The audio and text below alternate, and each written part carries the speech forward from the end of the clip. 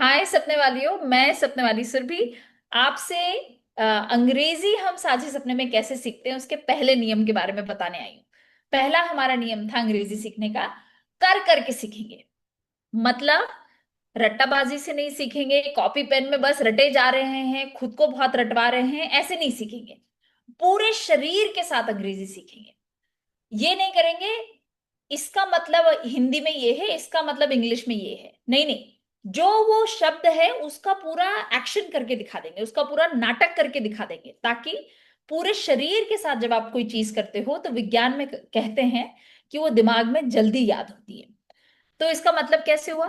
जैसे this is crime, this is crime, this is happy, happy, crime, happy. ये बहुत छोटा सा उदाहरण है कि मुझे आपको जब मैं ये करके दिखा रही हूं तब आपको मुझे बोलने की जरूरत नहीं है कि रोने का मतलब है क्राइंग, हंसने का मतलब है हैप्पी। ताकि दिमाग को हम दो दो काम ना दें कि पहले हिंदी में बोले फिर वो उसको इंग्लिश में समझे। सीधे करेंगे और उसका इंग्लिश शब्द जान लेंगे। जैसे स्पून, ग्लास, स्पून, ग्लास, बोल, बोल, स्पून, ग्लास। अब मुझे आपको इसका हिंदी नहीं बताना पड़ा, फिर भी आपको इसका मतलब पता पड़ गया। यही है पूरे शरीर के साथ अंग्रेजी करना, कर करके करना। और इसका मतलब है आप साझे के अंदर बहुत सारा नाटक के द्वारा अंग्रेजी सीखोगे। ताकि आपको पूरा शरीर को हिलना पड़े, पूरे शरीर को नाटक करना पड़े कि आप अंग्रेजी अंग्रेजी जी रहे हो, है ना?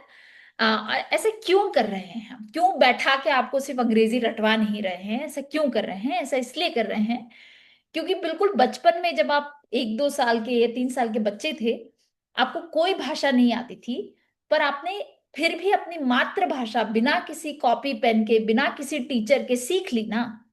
और कितनी सारी भाषा सीखी आपने। और उस समय तो छोटे थे, अब तो बड़े हो गए हो। उस समय कैसे सीखी? उस समय पूरा शरीर आपका उस भाषा को जी रहा था। तो आपकी मम्मा बोलेगी मम्मा, मम्मा, है ना? या फिर बैठ गए तो बैठ जाओ, बैठ जाओ। तो आप करके देखते थे बैठ जाओ, तो आपको पता पड़ जाता था कि अच्छा ये नीचे बैठने वाली चीज को बैठ जाओ बोलते हैं। ये दुद्धू। तो आपको पता पड़ जाता था कि वो जो दूध दिख रहा है उसके ऊपर जो आपको बार बार जब पीने का मन कर रहा है वो दूध है, उस चीज को दूध बोलते हैं, है ना?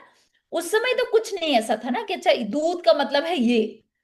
सब कुछ पूरा शरीर आपका उस भाषा को जी रहा था।